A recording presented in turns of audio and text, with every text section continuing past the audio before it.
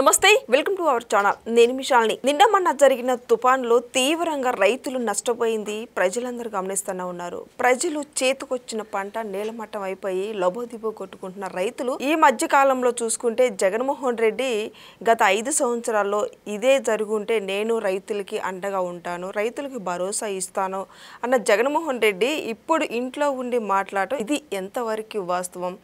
Already ఇప్పుడున్న CM Chandrababu Naidu గారు కావచ్చు, డిప్యూటీ సీఎం పవన్ కళ్యాణ్ గారు కావచ్చు, మంత్రి నారా లోకేష్ గారు కావచ్చు, రైతులకి ఎవరైతే నష్టపోయి ఉన్నారో వాళ్ళని రైతుల దగ్గరికి వెళ్ళి పరామర్శించడం అంత జరుగుతున్న నేపథ్యంలో జగన్మోహన్ రెడ్డి దుష్ప్రచారం చేయటం ఇది ఎంతవరకు కరెక్ట్?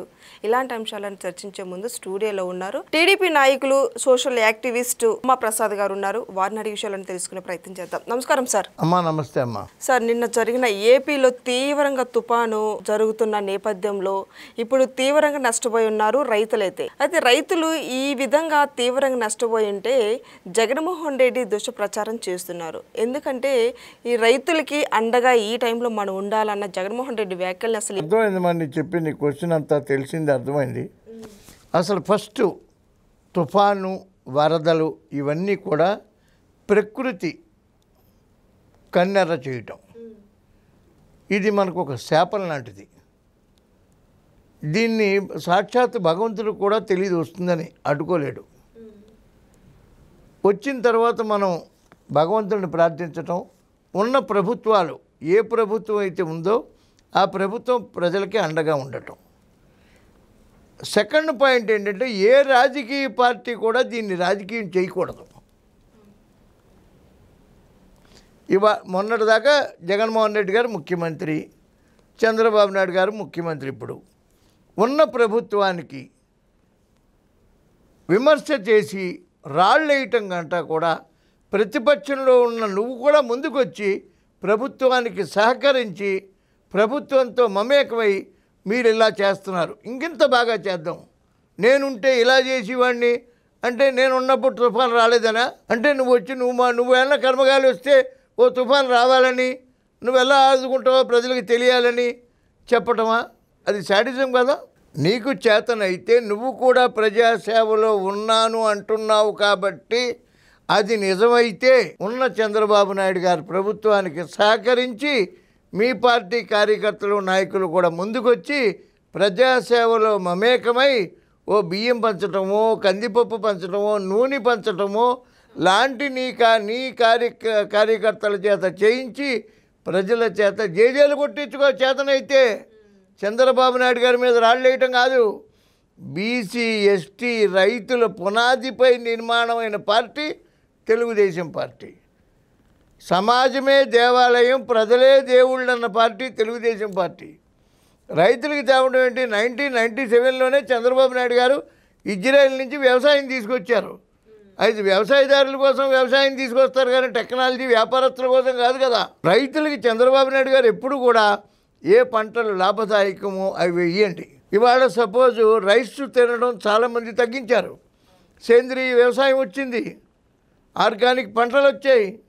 రైస్ వినియోగమే కొంత తగ్గింది, పూర్వకాలం కంటే ఇప్పుడు బాగా తగ్గింది. అంచేత వాళ్ళు కూడా రైతులు కూడా డైవర్ట్ అయ్యి ఏ పంటలు లాభసాటో అలాగే లాభం పొందండి అని చంద్రబాబు నాయుడు గారు ఎప్పుడు కూడా రైతుల పాలిటి నిత్య నూతన టెక్నాలజీని రైతులు కూడా అలవాటు చేసుకోవాలనే అభిలాష కలిగిన ముఖ్యమంత్రి చంద్రబాబు నాయుడు గారు.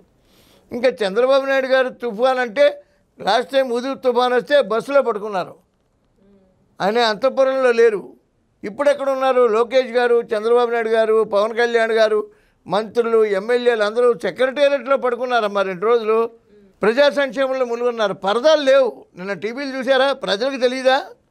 వైఎస్ఆర్సీపీ నాయకులారా మీకేనా తెలీదా? గోడలకు అట్లే చంద్రబాబు నాయుడు గారు గోడ అవతల నుంచి ఇలా అంటలే, నెత్తుల మీద చేతులు పెట్టట్లే, డైరెక్ట్ పొలాల్లోకి వెళ్ళిపోయి పంట పొలాల్లోకి వెళ్ళిపోయి రైతులతో మాట్లాడుతున్న వ్యక్తి చంద్రబాబు నాయుడు గారు. కేంద్రం ఉంది, కేంద్రానికి మన అవసరం ఉంది, కేంద్రం మనకి సహకరిస్తుంది, మన ప్రభుత్వంలో బీజేపీ ఒక భాగస్వామ్యం, ఇది కూటమి ప్రభుత్వం, 3 పార్టీలు కలిసాయి, చక్కటి పరిపాలన అందిస్తున్నాయి, పరిశ్రమలు తెస్తున్నాయి, రోడ్లు వేసాయి. నిన్న 1700 కిలోమీటర్ల రోడ్లు పడయ్యాయని చెప్పి తక్షణం కోట్ల రూపాయలు రోడ్లకి శాంక్షన్ చేసి తక్షణ మరమ్మతులు చేయాలి, రోడ్డు కనెక్టివిటీ లేకపోతే చాలా ఇబ్బంది అన్నారు చంద్రబాబు నాయుడు గారు. గత ప్రభుత్వంలో తమరు రోడ్లే వేయలేదు కదా మహానుభావ, గుంతల రోడ్లలో ప్రజలు తిరిగారు, ఒక్క రోజులో రోడ్లు శాంక్షన్ చేయించారు, 3 రోజుల్లో కరెంట్ ఇచ్చారు ఎక్కడికక్కడ. ఇవాళ మచిలీపట్నం నుంచి కూడా ఒక ఆయన ఫోన్ చేశాడు, ఒక వైసీపీ నాయకుడు ఫోన్ చేసి చెప్పాడు నాకు, ప్రభుత్వ పనితీరు చాలా బాగుంది, జాయింట్ కలెక్టర్ వచ్చి కూర్చొని ఇమ్మీడియట్గా కరెంట్ అన్ని రెక్టిఫై చేశారు, వైసీపీలో అయితే ఇలా చేసి ఉండేవారు కాదు అని ఒక వైసీపీ నాయకుడు ఫోన్ చేసి చెప్పాడు వాళ్ళు నాకు. అంచేత చంద్రబాబు నాయుడు గారి మీద దుమ్మెత్తిపోయటం అనేది అది వాళ్ళ అవివేకం, వాళ్ళ అజ్ఞానం, వాళ్ళకి మనశ్శాంతి లేక 11 సీట్లకి పడిపోయి మనశ్శాంతి లేక ఫ్రస్ట్రేషన్ వచ్చి పిచ్చి వచ్చి ఏం మాట్లాడుకోవాలో అది మాట్లాడుకుంటున్నారు. వాళ్ళని నవ్వుకుంటున్నారు ప్రజలు, జోకర్లు అనుకుంటున్నారు. వైఎస్ఆర్సీపీ నాయకుల్ని జోకర్ల కింద ప్రజలు అనుకుంటున్నారు. ఏం చేద్దంటే ఇట్లాంటి కష్ట సమయంలో చంద్రబాబు నాయుడు గారు ఏం చేస్తారో ఏం చెయ్యగలరో ప్రజలకి తెలుసు. అసలు రైతుల గురించి మాట్లాడే మాజీ ముఖ్యమంత్రి గారికి, గౌరవ మాజీ ముఖ్యమంత్రి గారిని ఒకటే అడుగుతున్నా, 1631 రోజులు నిరాహార దీక్ష చేస్తే, రాజధాని అమరావతి రైతులు నిరాహార దీక్ష చేస్తే, ఆ నిరాహార దీక్ష చేసింది రిలే నిరాహార దీక్షలైనా, రథం పట్టుకుని తిరిగినా, తిరుపతి వరకు తిరిగి ఊరూరా తిరిగింది రైతులే కదా, వాళ్ళు వ్యాపారస్తులు కాదు కదా. వాళ్ళని ఒక్కరోజు కూడా నువ్వు వెళ్ళి పరామర్శించని వ్యక్తివి నువ్వు ఇవాళ రైతుల గురించి మాట్లాడటం అంటే చాలా హాస్యాస్పదంగా ఉంది ఇది. ఈ రోజున వాళ్ళ శ్రేణులందరినీ కూడా జిల్లాల వారీగా పంపించి అక్కడున్న వసతులంతా చూసి పరామర్శించి మాట్లాడాలన్న వీడియో కాన్ఫరెన్స్లో జగన్మోహన్ రెడ్డి ఇంట్లో ఉండి వాళ్ళ శ్రేణులతో మాట్లాడటం అది అంతఃపుర రాజకీయం అమ్మా, అది అంతఃపుర రాజకీయం.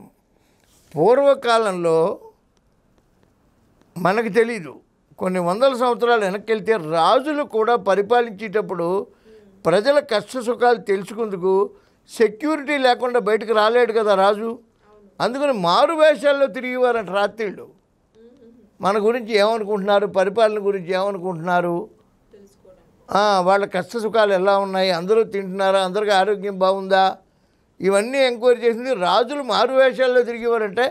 ఆ రోజుల్లోనే ప్రజల దగ్గరికి రావాలి, తెలుసుకోవాలి అనేది ఎప్పటి నుంచో ఉన్న కాన్సెప్ట్ అది. దాన్ని వ్యతిరేకించి ఒక ఆయనేమో ఫామ్ హౌస్లో పడుకుంటాడు, ఒక ఆయన అంతఃపురంలో పడుకుంటాడు. వాళ్ళు రాజకీయ నాయకులు ఏందమ్మా? రాజకీయ నాయకులు అంటే రాజకీయం చేస్తే నువ్వు ప్రజల్లో మమేకం కావాలి, ప్రజల మధ్యలో తిరగాలి, పరదాలు కట్టేయకూడదు, గోడలు కట్టేయకూడదు. హెలికాప్టర్లో పోతుంటే చెట్లు కొట్టేసిన ముఖ్యమంత్రిని చూసామమ్మా. పైన హెలికాప్టర్లో పోతే కింద చెట్లు కొట్టేసేవారు. ఏంటది? అది పరిపాలన, అది పరిపాలన కాదు, అరాచకం చేసినటువంటి నాయకులకు మాట్లాడే హక్కు లేదు. 11 సీట్లకు పడిపోయినటువంటి సందర్భంలో వాళ్ళు మాట్లాడి ఫ్రస్ట్రేషన్ మాటలు ప్రజలు పట్టించుకోరు. ఇవాళ చంద్రబాబు నాయుడు గారు ఆహార నిశలో రోజు 18 గంటలు అక్కడే ఉండి ఎక్కడ ఎమ్మెల్యేలను అక్కడ ప్రజల్లో మమేకమయ్యి అధికారులను అలర్ట్ చేసి ఎలా విపత్కరాన్ని ఎదుర్కోవడంలో భారతదేశంలో చంద్రబాబు నాయుడు గారికి దీటైన లీడర్ లేడు. ఇది స్టాంప్ పేపర్, ఇది అంతే.